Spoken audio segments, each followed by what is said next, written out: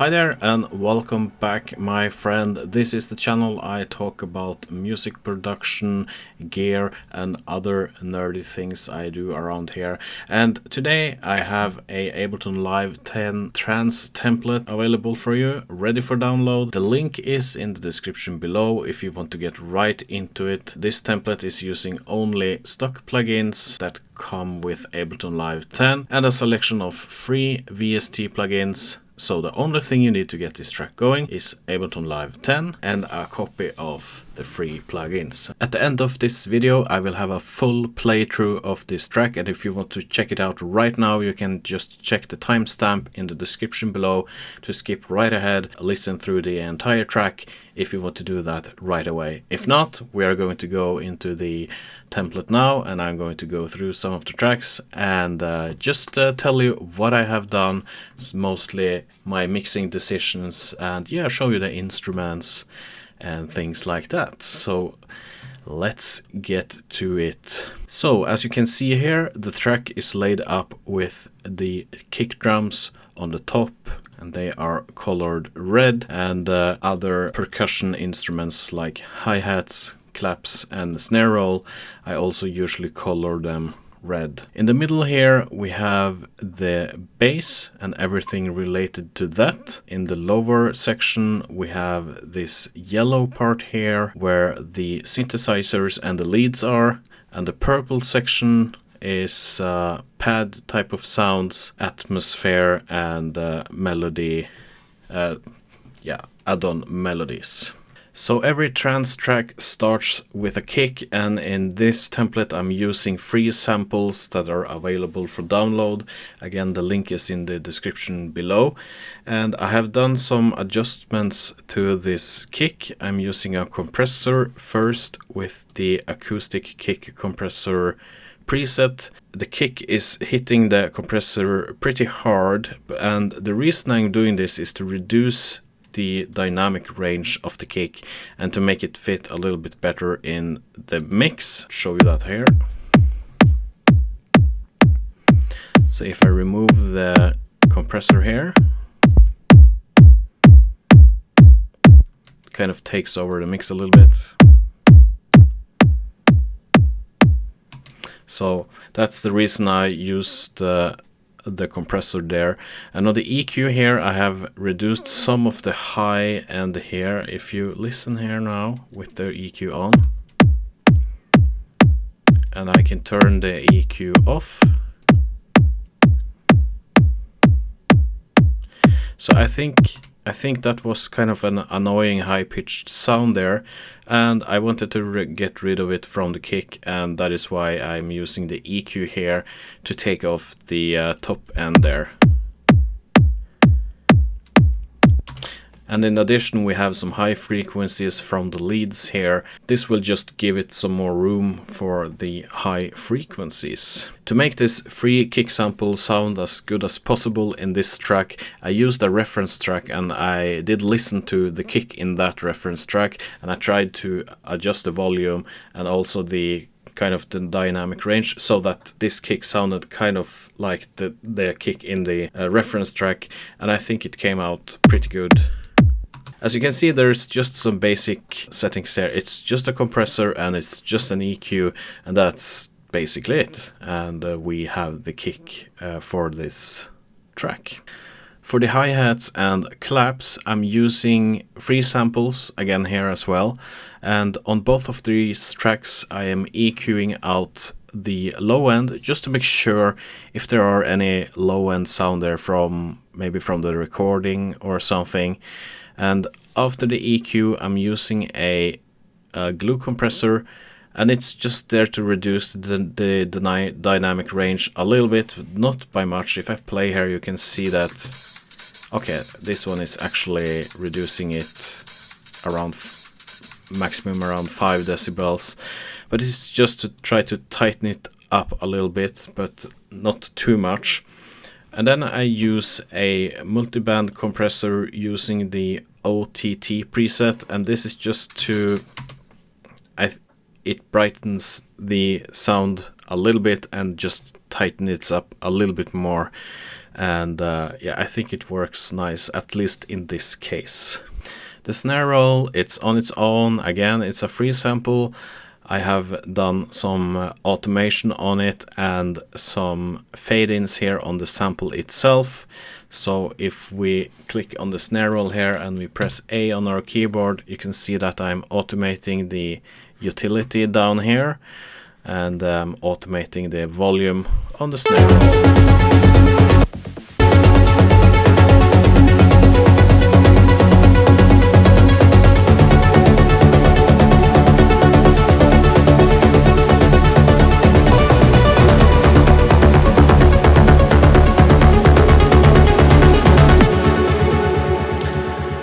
Nothing fancy, nothing special, it's just automation and volume automation, and well, it works in this case. So that's basically the drums. Very simple: kick drum, hi-hat, claps, snare roll, crash. That's basically it. We can have some more here, but I think maybe you want to do something, and I will leave some tracks for you so you can experiment yourself. As I said in the beginning here, we have the 4 tracks here, which is related to the bass. And the first one is called sub bass, and that's what it is. It's the what I consider to be the sub bass in this track. So it sounds like this. So for instrument, I'm using the Vital synthesizer here for the sub bass. I am using a preset called Jupiter Bass. I did some adjustments to it. I don't particularly remember what I did, but I did some adjustments to the envelope, I think, and that was, I think that's basically the adjustments I have made to this patch. As for mixing here, we have the glue compressor, and it's there just to tighten it up with a small amount. The next compressor is a sidechain compressor, so it will duck the volume of the sub bass when the kick hits. It's not that much, but a little bit. I can demonstrate it for you here. I can turn it off.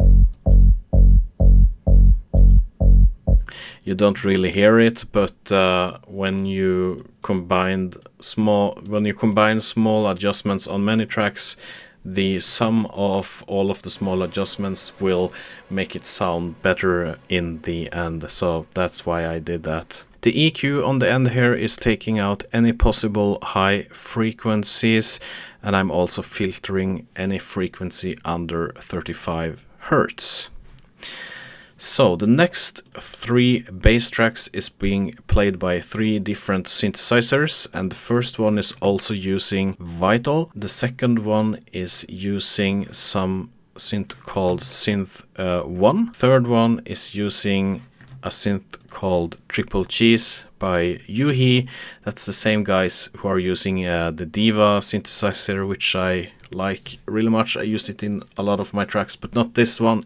This one is just using free stuff, except Ableton Live, of course. All of these 3 mid or high bass tracks I have started out with a preset, but I adjusted all of the presets to my liking, and honestly I don't remember what I did.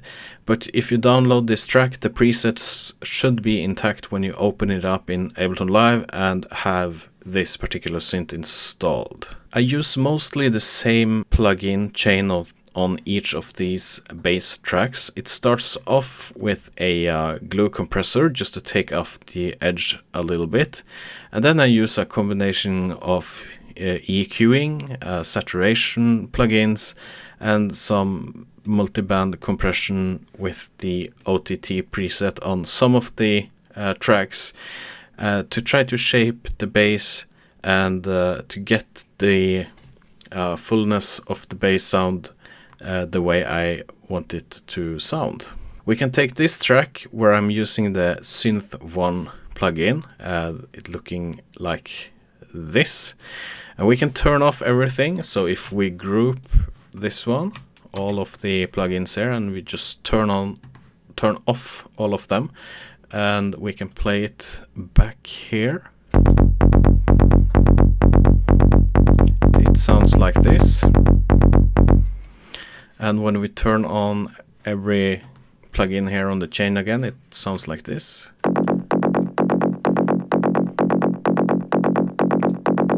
Turn it off. Turn it on.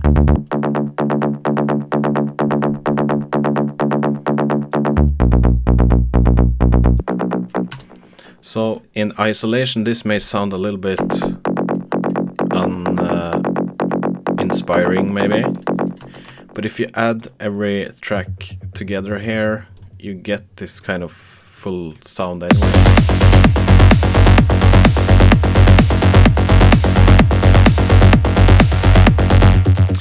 So it's just layering bass tracks, so it sounds, yeah, so you get the sound you want.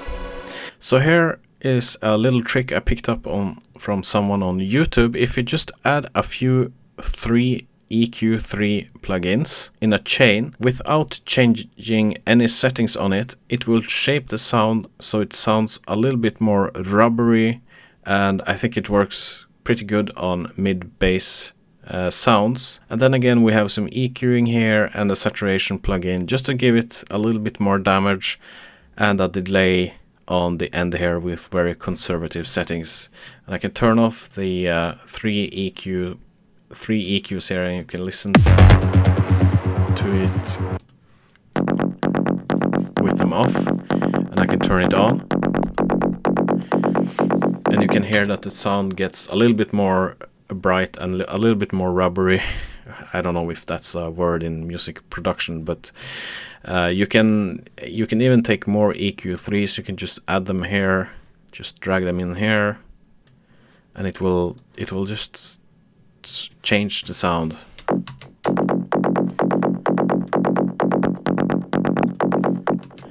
So yeah, that's pretty cool.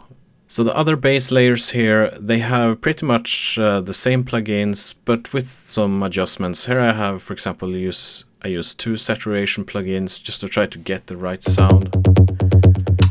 A little more high-end sound there, or in the high, a little bit more mid here.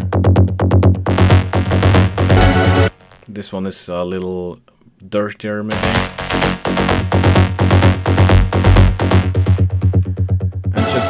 Just everything together creates this kind of full bass sound, which I quite like. So we have 3 layers playing the main melodies. Here I'm using the T-Force Alpha Plus on 2 of the tracks. It looks like this, and it comes with a few presets that works pretty good for trance in my opinion.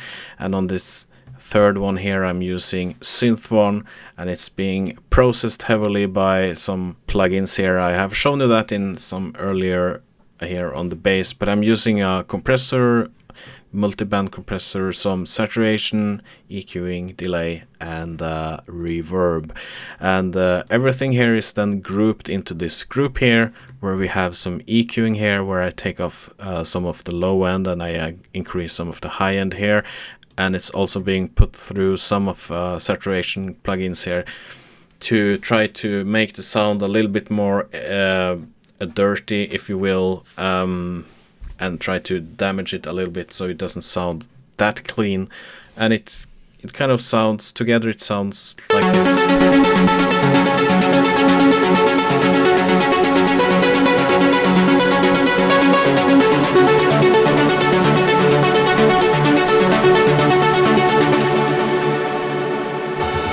So Pluck Lead 1 and Pluck Lead 2, they sound kind of the same, and I'm doing some panning on them as well, just to increase the stereo width a little bit. I think I did some adjustments to the presets here, that there are some subtle differences, but the main part here is more or less the same. And then on the third track here I'm using Synth 1, and it sounds like this without any effects on. Well, of course it goes through this on the group here, but if I turn off these effects here, it sounds like this.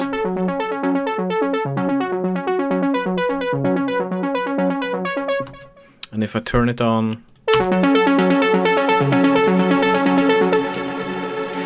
it has a reverb delay, of course, and then some saturation. And well, yeah, I think these plugins, or the settings on these plugins, kind of make this synthesizer work a little better.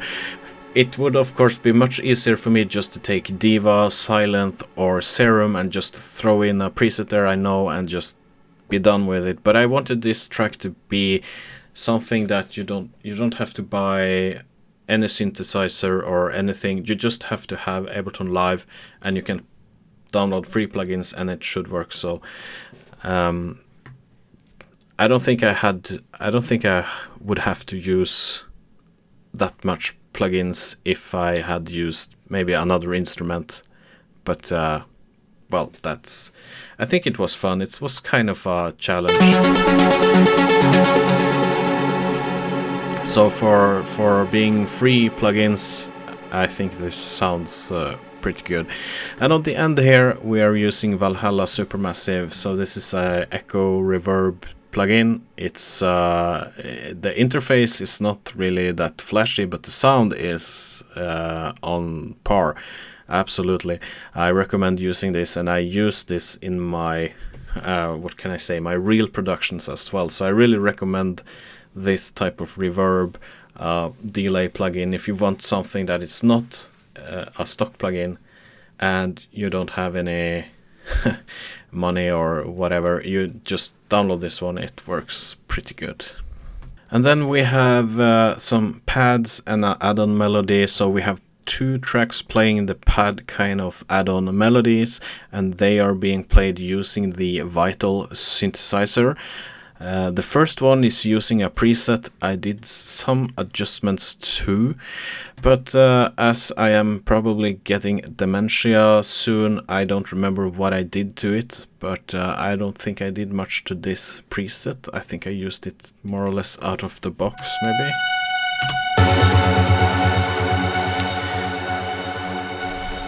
And the last one is playing a pad sound, also made on the Vital synthesizer here, and together they sound like this.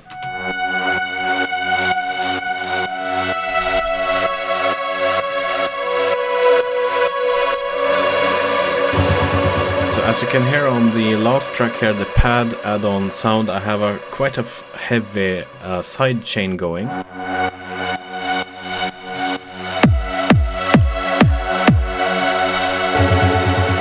And I don't really need to have that sidechain going there that heavy, but I wanted it for its effect, and in combination with everything I think it sounded pretty good.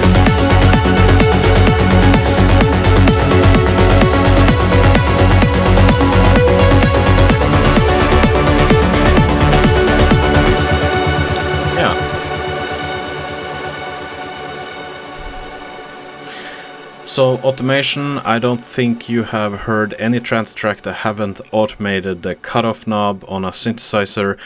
This is also done in this track, and to see the automation lanes in Ableton Live, you just press the A button on your keyboard and you get this view here. And now you can draw in automation and adjust the sliders on your synthesizers as time progresses here. So you can already see here on the snare roll we have some automation on the volume, and if we go down here to the synthesizers where they are yellow, we can see that the T-Force Alpha Plus is selected here, so we have this kind of orange dot there, and we are automating the filter cutoff here. And let's see on this one here, we are also automating the filter cutoff here. So this is kind of where you hear this, I can try to demonstrate it for you here. Kind of hear this fade in. We can open up here, and you can see on the cutoff here it increases the value, and you can see that it corresponds with the line there.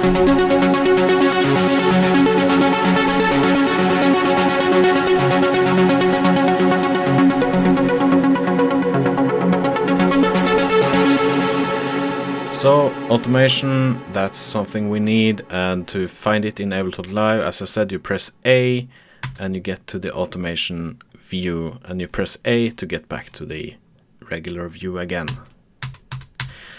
And to get the track sorted out and adjusted in the window, I press W and H, and it will auto adjust so it fits in the window. So there's a little trick for you. And then we can talk about the master fader plugins.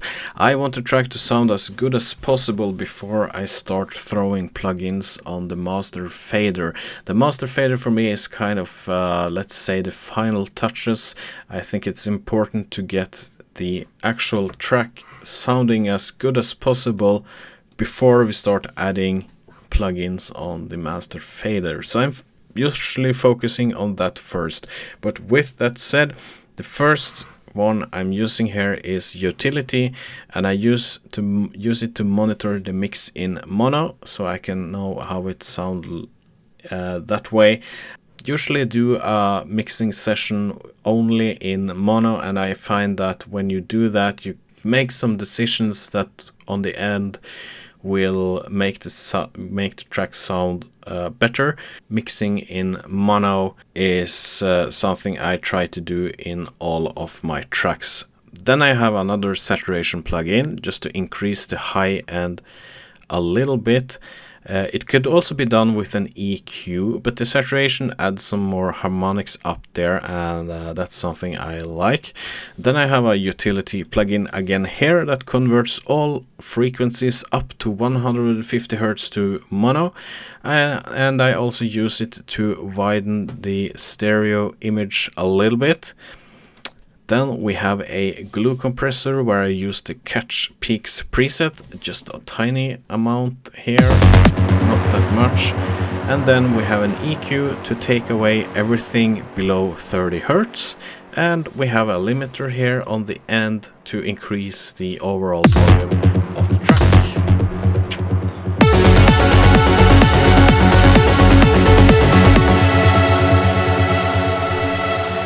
So that's basically the track.